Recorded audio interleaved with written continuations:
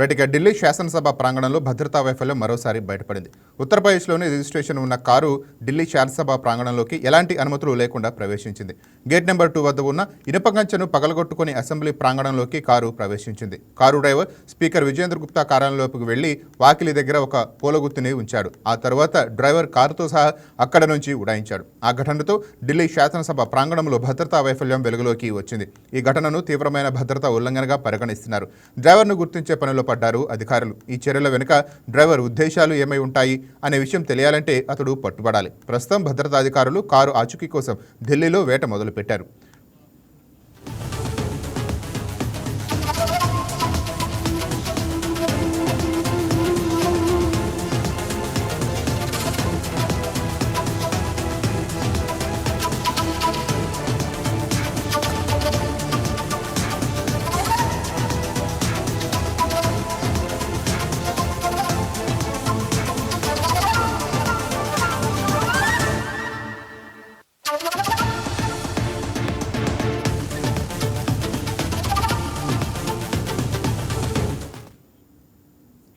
రైట్గా దీనిపై మరింత సమాచారాన్ని మా ఇన్పుట్ ఎడిటర్ శ్రీనివాస్ లైవ్లో అందిస్తారు. రైట్ శ్రీనివాస్, చెప్పండి. ఢిల్లీ అసెంబ్లీ ప్రెస్ మీట్లో కారు హల్చల్పై మీ దగ్గర ఉన్న లేటెస్ట్ అప్డేట్స్ ఏంటి? ప్రవేశించడం జరిగింది. ఆ దుండగుడు గేట్ నెంబర్ 2 నుంచి నేరుగా కారులో నుంచి లోపలికి తీసుకురావడము, అదే విధంగా నేరుగా స్పీకర్ కార్యాలయం కార్యాలయంలో ఆ కార్యాలయం వద్దకు వెళ్ళడము, అక్కడ నుంచి వెనుదిరగడం చేశారు. ఆ వెనుదిరిగే క్రమంలో ఒక ఫ్లవర్ బొకేను కూడా ఆ విజేంద్ర గుప్తా కార్యాలయంలో ఉంచి వెళ్ళినట్టు అక్కడున్న స్పీకర్, అక్కడున్న అసెంబ్లీ కార్యదర్శి చెప్పడం జరిగింది. అయితే మొత్తానికి చూసుకుంటే కనుక ఆ ఢిల్లీ అసెంబ్లీలో మరోసారి ఈ ఘటన చోటు చేసుకోవడం అనేది దురదృష్టకరంగా భావించారు. ఎందుకంటే గతంలో కూడా ఒకసారి బాంబు బెదిరింపు కూడా రావడం జరిగింది.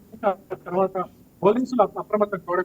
కానీ ఈ రోజు జరిగిన ఘటన ఏదైతుందో అది నిజంగానే భద్రతా వైఫల్యంగానే మనం భావించాల్సి ఉంటుంది. ఎందుకంటే ఢిల్లీ దేశ రాజధాని, అందులోకి అసెంబ్లీ, ఢిల్లీ అసెంబ్లీ అంటే ఎంత కట్టుదిట్టమైన భద్రతా చర్యలు చేపట్టాలో మనం చూడాల్సిన బాధ్యత మన అసెంబ్లీ కార్యదర్శి కావచ్చు, అసెంబ్లీ సెక్యూరిటీ ఇన్ఛార్జ్ కావచ్చు చూడాల్సిన బాధ్యత.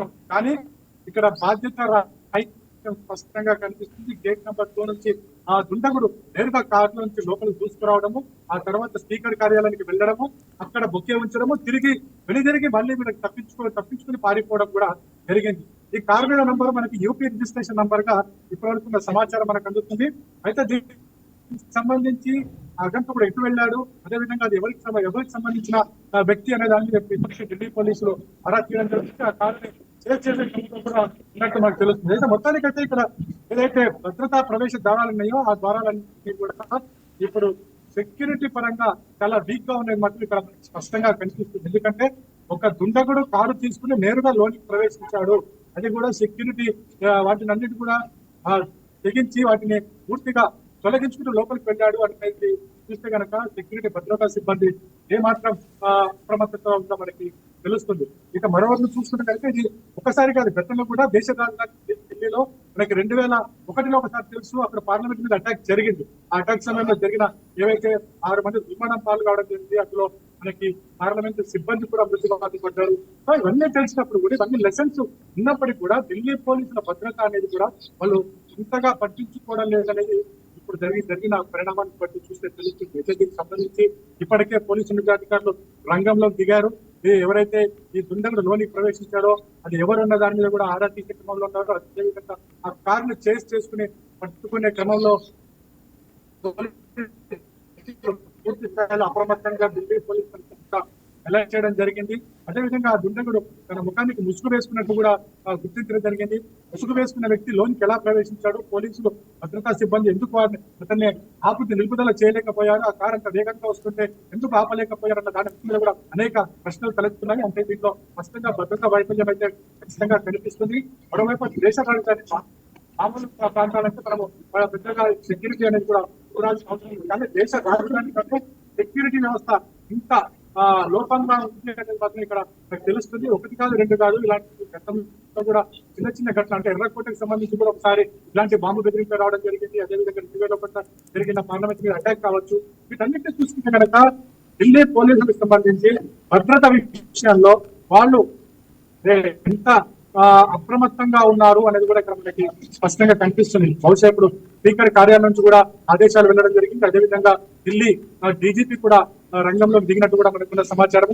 మొత్తంగా కూడా ఆ కార్ని చేసుకుని పట్టుకునే క్రమంలో అదేవిధంగా ఈ ముసుగు ఉన్న వ్యక్తి ఎవరు, ఏ కారు యొక్క దేనికోసమైనా లోపలికి రావడం జరిగింది, ఏదైనా బాంబు బెదిరింపుతో ఏదైనా బాంబు పెట్టి వెళ్ళాడా లేకపోతే ఇంకేదైనా దీని వెనక ఇంటెన్షన్ ఉందా అనేది కూడా చూడాల్సిన అవసరం. ఎందుకంటే దుండగుడు 24 గంటల్లో పట్టుకుంటామని చెప్పి కూడా పోలీసులు ఇప్పటికే ప్రకటించడం జరిగింది. మొత్తం ఢిల్లీ అతన్ని కూడా అలర్ట్ చేయడం జరిగింది.